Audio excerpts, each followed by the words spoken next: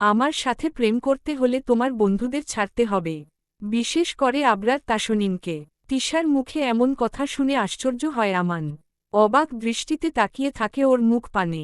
কি বলছে মেয়েটা? 15 বছরের বন্ধুত্ব, পরিবার, আত্মীয় স্বজন, কাছের মানুষ সবাই যখন অবহেলায় অনাদরে ছুঁড়ে ফেলে দিয়েছিল। দিন শেষে একটাবার কল করে, কেমন আছো জিজ্ঞেস করার প্রয়োজন বোধ করত না। সে মুহূর্তে আমানের পাশে দাঁড়িয়েছিল আবরার। এক প্রকার রাস্তা থেকে তুলে নিয়ে বাড়িতে জায়গা দিয়েছে, ভালোবেসে বন্ধুত্বের মর্যাদা দিয়েছে, নিজের বিজনেসের পার্টনারশিপ করেছে। সেই মানুষটাকে ছেড়ে দেবে, তাও একটা মেয়ের জন্য? হাসি পায় আমানের, নিজের হাসিটাকে কন্ট্রোল করতে না পেরে উচ্চস্বরে হেসে। হাতে থাকা ফুলগুলো অন্যদিকে। তিশা কপালের ভাঁজ ফেলে আমানের হাসি দেখতে থাকে। এক পর্যায়ে বিরক্ত হয়ে বলে ওঠে, বোকার মতো হাসছ কেন? হাসি থামিয়ে মুখটাকে গম্ভীর করে আমান বলে ওঠে, আমাকে যদি আজরাইল এসে বলে আবরারকে ছেড়ে দাও, না হলে আমি তোমার জান কবজ করে নিব। আমি স্বেচ্ছায় মৃতারা চিহ্ন তত্ত্বকে গ্রহণ করব, তবুও আবরারকে ছাড়ব না। তিশা শক্ত গলায় বলে, আবরার আবরার করে নিজের জীবনটাকে তো শেষ করে দিচ্ছ। কি পাচ্ছ তুমি? আবরার তাসনিন গোটা বিশ্বের কাছে পরিচিতি লাভ করছে, তার বিজনেস বলে বলে বড় হচ্ছে। এখানে কি তোমার অবদান নেই? আবরার কি একাই নিজের বিজনেসটা দাঁড় করিয়েছিল? করেনি তো। তুমি, ইভান, সিয়াম, আহাদ, সবারই ক্রেডিট রয়েছে। কিন্তু তোমাদের নাম কোথায়? কজন মানুষ চিনে তোমাদের? আবরার তাসনিন টিস্যুর মতো ইউজ করছে তোমাদের। আমান হাসে, আসমান পানে তাকিয়ে বলে ওঠে, পরিবারের কাছে বড় হয়েছ, বাবা মায়ের ভালোবাসা পেয়েছ, তাই কখনো বুঝতে পারো না একাকিত্বের কষ্ট। দিন শেষে যদি কেউ তোমাকে জিজ্ঞেস না করে কেমন আছো, তাহলে বুঝতে জীবনটা ঠিক কত কঠিন। আমার এই ছোট্ট জীবনে কিছু পাইনি জানো, শুধু একটা জিনিসই পেয়েছি, যেটা আমার সব অপূর্ণ চাওয়াকে পূর্ণ করে দিয়েছে। সেটা হলো আবরার। এই যে তুমি বললে না আবরার আমাদের টিস্যুর মতো ইউজ করছে, এটা ভুল। আবরার আমাদের বটগাছ, তার ছায়া, ভীষণ সুন্দর জীবন কাটাচ্ছি। এসব টাকা পয়সা, নাম যশ, খ্যাতি দিয়ে কি করব? আমাদের শুধু আবরার হলেই চলে। প্রচণ্ড রেগে যায় তিশা, দুই হাতে টেবিলে আঘাত করে দাঁড়িয়ে পড়ে চিৎকার করে বলে, তোমার এই মুখটা আমাকে আর কখনো দেখাবে না। আমানও সেম স্বরে বলে, তুমিও কখনো তোমার এই মুখটা নিয়ে আমার সামনে আসবে না, না হলে একটা থাপ্পড় মেরে চেহারার নকশা পাল্টে দেব। খারাপ মেয়ে, আসছে আমার বন্ধুর নামে বদনাম করতে। এখানে যদি সিয়াম থাকতো না, দুজনে মিলে তোর জিভকে তারা চিহ্নটে জরিক নদীতে ভাসিয়ে দিতাম। বলে আমান উল্টো পথে হাঁটা শুরু করে। তিশা হাত মুষ্টিবদ্ধ করে আমানের চলে যাওয়া দেখে। এমনটা তো হওয়ার কথা ছিল না, সে তো অন্য কিছু প্ল্যানিং করেছিল। মাথামোটা আমান সবটা নষ্ট করে দিল। মনিটরের সামনে বসে গভীর মনোযোগে কিবোর্ডে আঙুল চালাচ্ছে আবরার। নতুন একটা জামার ডিজাইন করছে। বড় বড় চুলগুলো এলোমেলো, চোখে চিকন প্রেমের চশমা, দাঁত দিয়ে নিচের ঠোঁটটা চেপে ধরে রেখেছে। অদ্ভুত সুন্দর দেখাচ্ছে তাকে। আদ্রিতা দরজার সামনে দাঁড়িয়ে এক দৃষ্টিতে তাকিয়ে আছে আবরারের মুখপানে। তার কোলে ছোট্ট আহিল। অহনা আহিলকে তার কোলে দিয়ে রান্নাবান্নায় ব্যস্ত হয়ে পড়েছে। এমনিতে তো আদ্রিতার বাচ্চা ভীষণ পছন্দের, আর আহিল গোলগুলো ছোট্ট পুতুল। ধবধবে ফর্সা, মাথা চুলগুলো সোনালি রং, কি যে কিউট দেখায় তাকে। গালগুলো এক্কেবারে রসগোল্লার মতো। আদ্রিতা তো চুমু খেতে খেতে গালটাকে লাল করে ফেলেছে। পাখি কাম হেয়ার। আবরারের গম্ভীর স্বরের ডাকে আদ্রিতা চমকায়। কি করে বুঝলে লোকটা? আহিল তো একটু শব্দ করেনি। আদ্রিতার প্রশ্নের উত্তর দিয়ে আবরার বলে ওঠে, তোমার উপস্থিতি আমি বুঝতে পারি। তুমি শরীরের অদ্ভুত একটা স্মেল আছে, যেটা আমাকে পাগল করে তোলে। আদ্রিতা মুখ বাঁকিয়ে এগিয়ে আসে। আবরারের সামনে দাঁড়াতেই আহিল ফোকলা দাঁতে খিলখিল করে হেসে ওঠে। হাত বাড়িয়ে দেয় কোলে যাওয়ার জন্য। আবরার ভ্রু কুঁচকায়। সে কখনোই আহিলকে কোলে নেয়নি। তাও বাচ্চাটা তাকে চিনল কি করে? দেখেছেন ও আপনার করে যেতে চাচ্ছে, একটু কোলে নিলে কি হয়? আবরার মনিটরে চলতে থাকা ভিডিওটি পজ করে। তারপর আহিলকে কোলে তুলে দেয়। অদ্ভুতভাবে তার বুকের ভেতরটা শীতলতায় ছেয়ে যায়। ইচ্ছে করে টুস করে চুমু খেয়ে নিতে বাচ্চাটা নরম গালে। নিজের ইচ্ছেকে দমিয়ে রাখে না আবরার। ঠোঁট দাবিয়ে চুমু খায়। বাচ্চাটা যেন আরও মজা পেল। সেও দুহাতে চেপে ধরে আবরারের দুই গাল, যেন সেও চুমু খেতে চাচ্ছে। আহিলের কাণ্ড দেখে আদ্রিতা খিলখিল করে হেসে ওঠে। গোলুমলু বাচ্চাটাকে আবরারের এক পায়ের উপর দিয়ে সেও কোলের মধ্যে জায়গা করে নেয়। আবরারের গলা জড়িয়ে ধরে নিজের গালটাও এগিয়ে দেয় আদ্রিতা। আবদারের স্বরে বলে, আমার চুমু কোথায়? আবরার তার অবাধ্য হাতখানা ঢুকিয়ে দেয় আদ্রিতার শাড়ি ভেদ করে। স্পর্শকাতর জায়গায় হাত রেখে শব্দ করে চুমু খায় কপালে। আদ্রিতা শুকনো ঢোক গিলে অদ্ভুত এক শিহরণ শরীর জ্বালিয়ে উঠছে। রিনরিনিয়ে বলে, কি করছেন? বাবু আছে না এখানে? আবরার আদ্রিতার কানের কাছে ঠোঁট নিয়ে ফিসফিস করে বলে, সে বুঝবে না, শুধু তুমি একটু নড়াচড়া কম করো তাহলেই হবে। মনে মনে কঠিন কিছু গালি আওড়ায় আদ্রিতা। এই অসভ্য লোকটা কোনোদিনও মানুষ হবে না। হঠাৎ করে আবরারের কক্ষে ডান পাশের দেওয়ালে সুন্দর একখানা গিটার ঝুলানো দেখতে পায়। মুহূর্তে আদ্রিতা পুনরায় আবরার জুড়ে দেয়। আবরার, আমাকে একটা গান শোনাবেন? বড্ড শুনতে ইচ্ছে করছে, প্লিজজ। আবরার নিজের হাতখানা সরিয়ে নেয়। হাফ ছেড়ে বাঁচে আদ্রিতা। আহিলকে বিছানার মাঝখানে বসিয়ে দেয়। আদ্রিতাও গিয়ে আহিলের পাশে বসে। আবরার দেয়াল থেকে গিটার নিয়ে এসে ওদের পাশে বসে টুংটাং আওয়াজ তুলে চোখ দুটো বন্ধ করে মিষ্টি স্বরে গেয়ে ওঠে, আমি হব রাত আর তুই হবি চাঁদ, জোছনায় ঘর আমাদের, তুই হলে রোদ আমি রংধনু হই। ছিল সে শহর আমাদের, ভুলে যেতাম কোলাহল, বুঝে নিতাম সবই বল। ছিল রোজের চলাচল আমাদের, আমি হব রাত আর তুই হবি চাঁদ, জোছনায় ঘর আমাদের। কি সুন্দর মুহূর্ত।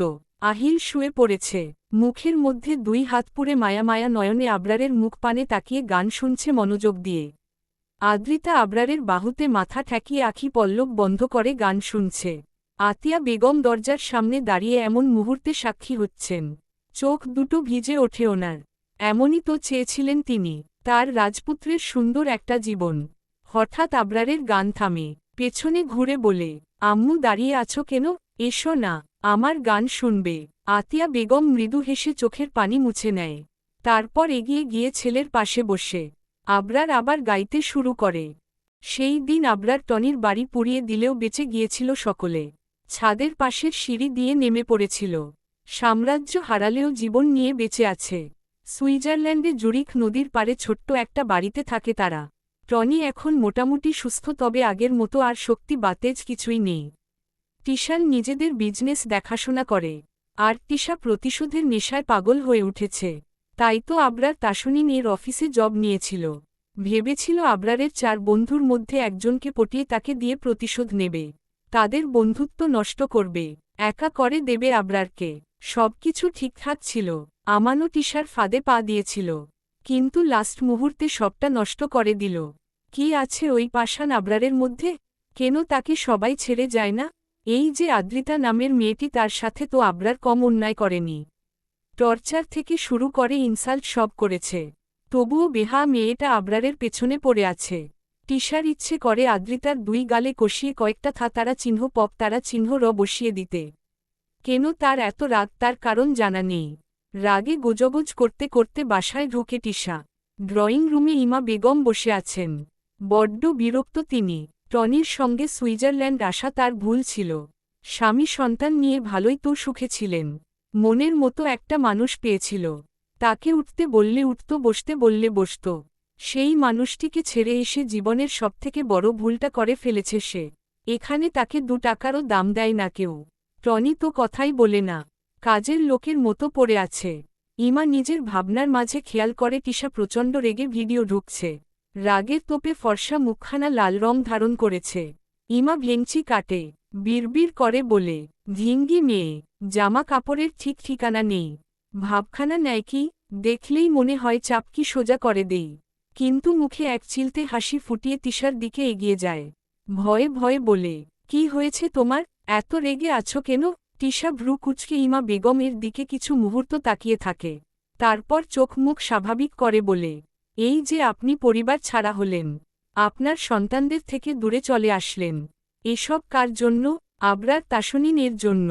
আপনার ইচ্ছে করে না প্রতিশোধ নিতে? ইমা মৃদু হেসে জবাব দেয়, সব আমার জন্য। আমি না চাইলে এসব কিছুই হতো না। সব ভুল আমার। অতি লোভে তাতি নষ্ট, বাংলা একটা প্রবাদ আছে। আমার হয়েছে সে অবস্থা। ইমা বেগমের কথা শুনে টিশার রাগ তরতর করে বেড়ে যায়। ধাক্কা দিয়ে ফেলে দেয় ইমা বেগমকে। চিৎকার করে বলে, এই খারাপ মহিলা, তুই এক্ষুনি আমার বাড়ি থেকে বেরিয়ে যাবি। তোকে এক মুহূর্ত এখানে দেখলে খুব করে ফেলব আমি। ফ্লোরে মুখ থুবড়ে পড়ে যায় ইমা। দুই হাতের কনুইতে প্রচণ্ড ব্যথা পায়। মৃদু স্বরে আর্তনাদ করে ওঠে। কোন মতে উঠে দাঁড়িয়ে দৌড়ে নিজ কক্ষে ঢুকে পড়ে। দরজা আটকে হাউমাউ করে কেঁদে ওঠে। নিজের বাচ্চা দুটোর মুখটা বড্ড মনে পড়ছে। কোথায় আছে ওরা, কি করছে, মায়ের কথা কি ভুলে গেছে? মায়ের জন্য কাঁদে ওরা। Underscore underscore underscore. সাধারণত ভাত মাছ সব বাঙালি খাবারগুলো ইগনোর করে আবরার। শেষবার কবে ভাত খেয়েছিল মনে নেই। আজকে খাবার টেবিল ভর্তি বাঙালি খাবার সাজানো। সাদা চালের ভাত, চিংড়ি মাছের মালাইকারি, সর্ষে ইলিশ, ইলিশ মাছের পাতুরি, বোয়াল মাছ ভুনা, ডিমওয়ালা ট্যাংরা মাছ আলু বেগুন দিয়ে ঝোল, মুরগির মাংস, গরুর মাংস, কালো জিরে ভর্তা, লাল মরিচ ভর্তা, চ্যাপা শুটকি ভর্তা, বেগুন ভর্তা, আলু ভর্তা, আর টাকি মাছ ভর্তা। সিয়াম, আমান, ইভান, আহাদ ইতোমধ্যে নিজেদের চেয়ার দখল করে বসে পড়েছে। সিয়াম তো কবিতার সুরে বলেই ফেলে, বহুদিন হলো খাই না ভালো খাবার। আহনা আপু তুমি এসো আবার, আমাদের বাড়িতে করে দিও রান্না। ভালোবেসে ডাকব তোমায় ভজহরি মান্না। অহনা মৃদু হেসে সিয়ামের প্লেটে ভাত বেড়ে দেয়। ইশারা এক কোনায় দাঁড়িয়ে আছে। সে অহনার সাথে রান্নার সাহায্য করেছে। মূলত যত ভর্তা আইটেম আছে সবই ইশারার বানানো। সকলেই খাওয়া শুরু করে দিয়েছে। হাজার খানা প্রশংসার বুলি আওড়াচ্ছে। আবরার শুধু চুপচাপ বসে আছে। আসলে সে বুঝতে পারছে না কি খাবে। আদ্রিতা আহিরকে কোলে নিয়ে এদিক ওদিক হাঁটাহাঁটি করছে।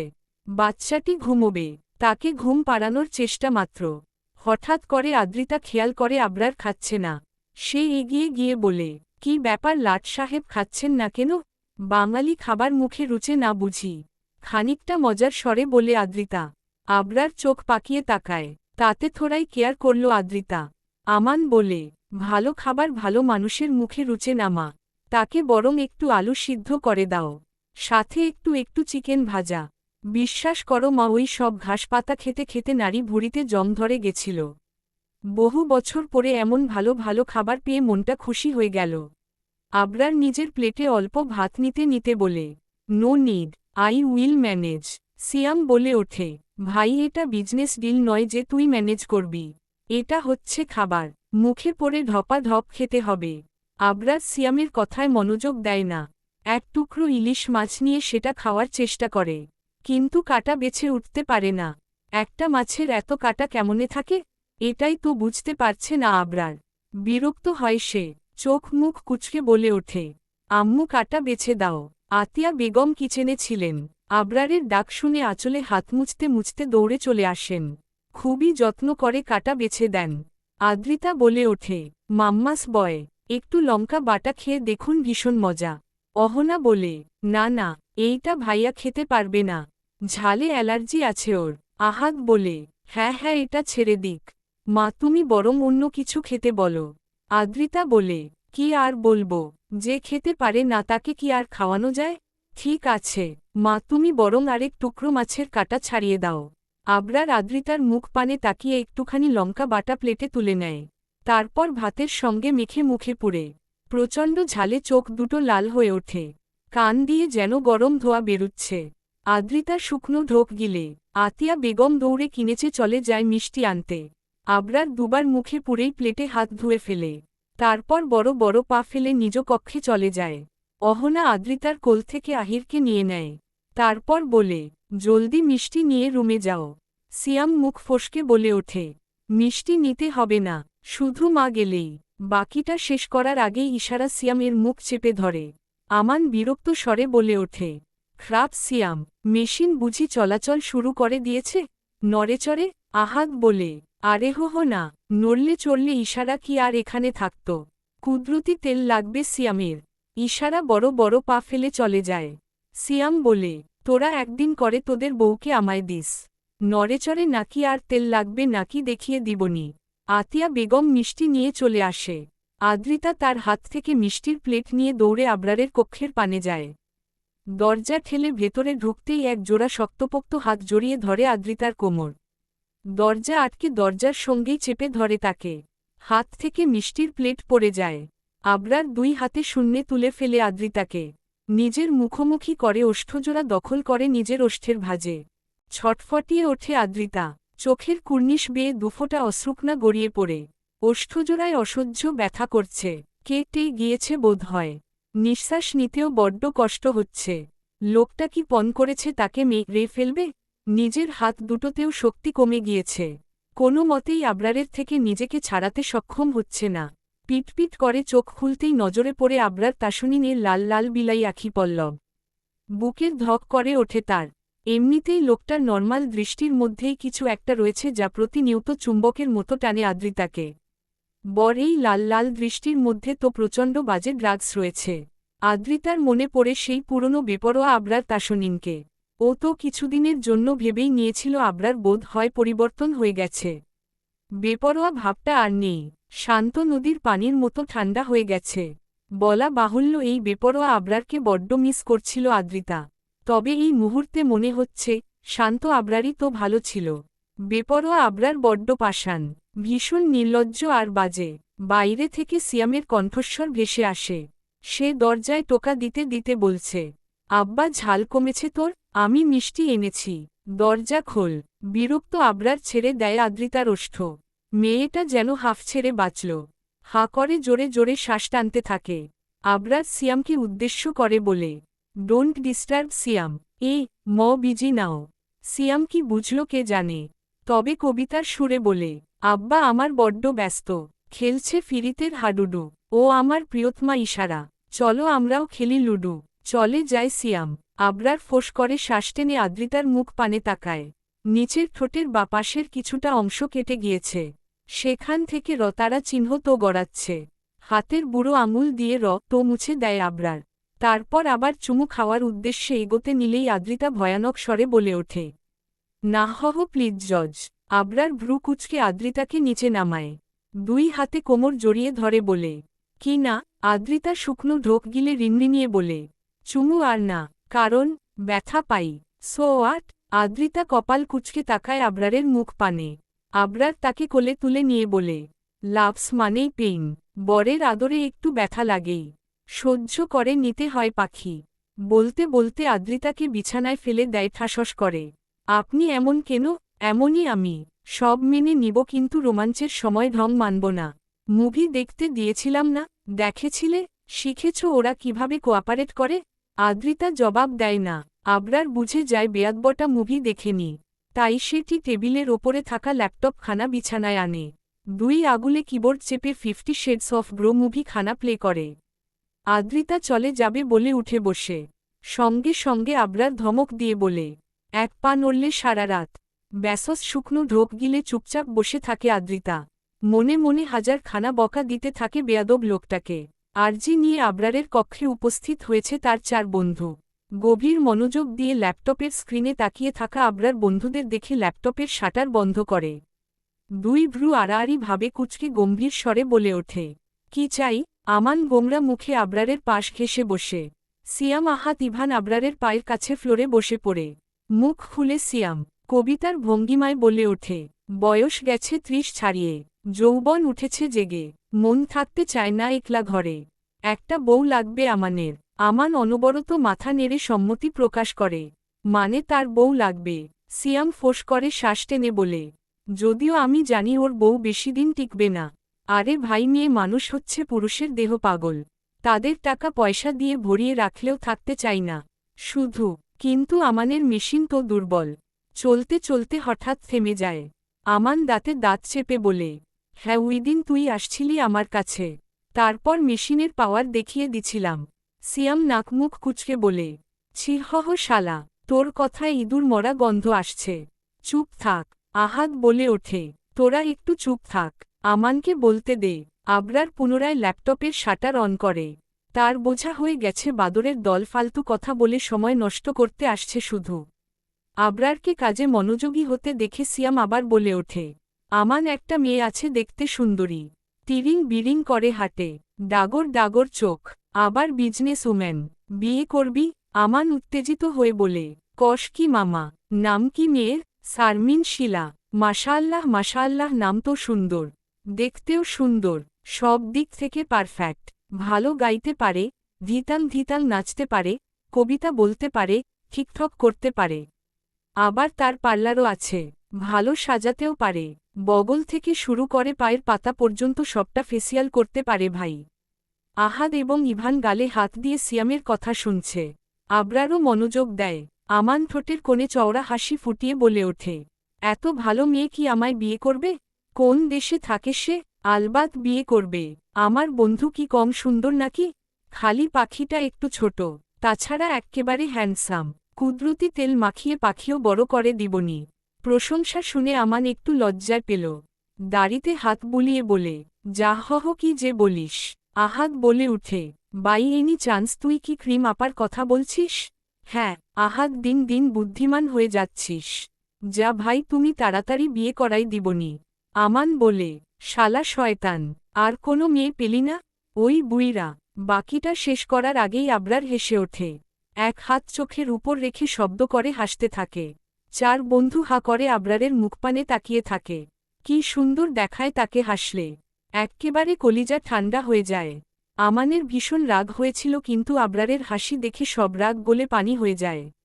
সে দুহাত বাড়িয়ে ঝাপটে জড়িয়ে ধরে আবরারকে। সিয়ামও নিজের জায়গা ছেড়ে এসে জড়িয়ে ধরে। আহাদ এবং ইভানও যায়। পাঁচ বন্ধু কতক্ষণ জড়িয়েছিল জানা নেই। তবে যখন ইশারা চায়ের ট্রে নিয়ে কক্ষে প্রবেশ করে তখনই তারা আলাদা হয়। আবারও নিজেদের জায়গায় এসে বসে। ইশারা হেসে এগিয়ে আসে। চা এনেছি সবার জন্য, আর ভাইয়া জন্য এনেছি ব্ল্যাক কফি। ইশারা সবার আগে আবরারের দিকে কফির মগটা এগিয়ে দেয়। আবরার সেটা হাতে নিতে বলে, একটা কাজ করতে পারবে ইশারা? অবশ্যই পারব। আপনি শুধু একবার বলুন। তিশা নামের একটা মেয়েকে আমান পছন্দ করে। ওই মেয়েটার বাড়িতে যেতে হবে তোমায়। আমান সাথে সাথে বলে ওঠে, আমি ওই কাল নাগিনীকে বিয়ে করতে চাই না। নতুন মেয়ে খোঁজ আমার জন্য। আবরার কফির মগে চুমুক দিতে দিতে বলে, ওই মেয়েটাকেই তোর বিয়ে করতে হবে। ইশারা তিশাদের বাসার সামনে এসে দাঁড়িয়ে আছে। ভেতরে ঢোকার সাহস হচ্ছে না তার। যদিও তাকে এখনও তিশাদের পরিবারের কেউ দেখেনি। তিশাও দেখেনি, চিনতে পারবে না। কনফিডেন্সের সাথে ভেতরে ঢুকে যাওয়া উচিত তার, কিন্তু তবুও ভয় করছে। বাই এনি চান্স কোনোভাবে ধরা পড়ে গেলে রক্ষে থাকবে না। কি যে করবে তার সাথে আল্লাহ জানে। যা নেও মেরে দিতে পারে। সিয়াম আমান আহাদ ইভান খানিকটা দূরে বিশাল ঝাউগাছের পেছনে লুকিয়ে আছে। মূলত তারা চারজন ইশারাকে প্রোটেক্ট করতে এসেছে। কোনোভাবে যদি ধরা পড়ে যায় তাহলে তারা ইশারা কি নিয়ে পালাবে। বন্দুক, চাকু সহ সব ধরনের যন্ত্র এনেছে সাথে। সিয়াম বড়ই চিন্তিত। 10টা না 5টা না, একটা মাত্র বউ তার, তাও আবার মাত্র একবার বাসর হয়েছে। আহারে অকালে বউ হারালে আর কি বউ পাবে সে? একটা জীবন বউহীনা কেটে যাবে। আর কোনোদিনও চুমুর স্বাদ গ্রহণ করতে পারবে না। মেশিনের পাওয়ার দেখাতে পারবে না। এসব ভাবতেই কান্না পায় সিয়ামের। সে নাক টেনে বলে ওঠে, ভাই আব্বা আমার বউটাকেই পেল? বিশ্বাস কর টনির টুনটুনি পাওয়ারফুল হয়ে গেলেও মানতে পারব, কিন্তু আমার বউয়ের কিছু হলে তারায় তারায় আগুন জ্বালিয়ে দিব। তোরা লিখে রাখো। আমান বড়ই সরল গলায় বলে, পয়েন্ট 1 তুই তারার কাছে যাবি কিভাবে? পয়েন্ট 2 দেশলাই পাবি কোথায়? পয়েন্ট নাম্বার 3 এতগুলো তারা জ্বালাতে কতটা কেরোসিন লাগবে? এত কেরোসিনই বা পাবি কোথায়? বিরক্ত সিয়াম চোখ মুখ কুঁচকে ফেলে। আহাদ বলে ওঠে, পাপির দল তোদের জন্যই ভাবি ধরা খেয়ে যাবে। মুখ বন্ধ রাখো। সিয়াম বলে, ভাই আমার মুখটা বন্ধ হতে চায় না। কি করা যায় বলতো? ট্রেনের মতো দুঃখগুলো মুখ ফুটে বেরিয়ে আসছে। তখনই ইভান বায়ু ত্যাগ করে। বিকট শব্দের সে বায়ুতে গন্ধের পরিমাণও ঢের বেশি। মনে হচ্ছে বায়ুর সঙ্গে পটিও বেরিয়ে গেছে। সকলেই নাকমুখ বন্ধ করে ফেলে। আমান নিজের শার্ট খুলে বাতাস নেয় মুখের কাছে, যাতে হাওয়ায় দুর্গন্ধ দূরে চলে যায়। সিয়াম বলে, ভাই তোর প্যান্ট মাখিয়ে গেছে না? কয়দিন যাবৎ পেট পরিষ্কার করিস না? বল তো। সরল ইভান কেবলা হেসে বলে, তোদের মুখ বন্ধ করার জন্য হালকা করে বায়ু বের করতে চেয়েছিলাম, কিন্তু শালার বায়ু বেইমানি করে পুরোটাই বেরিয়ে গেছে। আমার কি দোষ বল? আহাদ ইভানের পেছনে ছিল। গোটা গন্ধটা সে অনুভব করেছে, এবং শেষ মুহূর্তে চোখ মুখ উল্টে পড়ে যায়। টানটান হয়ে শুয়ে পড়ে ঘাসের উপর। নিঃশ্বাসটা বন্ধ হয়ে আসছে।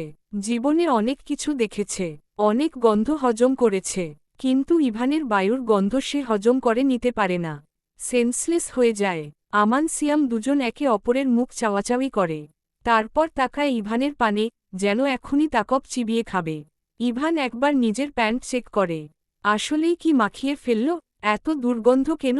ভাই তোরা আমার বকিস না।